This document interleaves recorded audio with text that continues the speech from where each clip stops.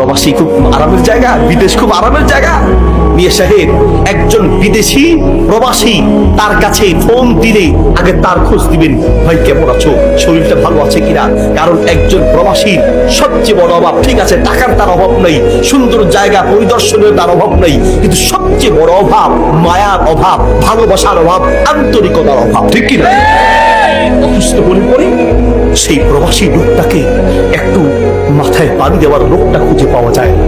বহু প্রবাসীর জীবন এমন কেটেছে, সামান্য জ্বর হয়েছে, সেই জ্বরে একটু পানিটা নিয়ে খাবে সেই ব্যবস্থা হয় নাই। যে ঘর ছিল একা, সেই ঘরের রাস্তা পচে দুর্গন্ধ বের হয়েছে। তারপরে মানুষ বুঝতে পেরেছে যে এই ঘরে একটা মানুষ মারা গিয়েছে, ঠিক কিনা? কাউকে যে বলবে সেই লোকটা খুঁজে পায় না। আরে বাংলাদেশের জেলখানা ওই প্রবাসের চেয়ে ভালো আছে।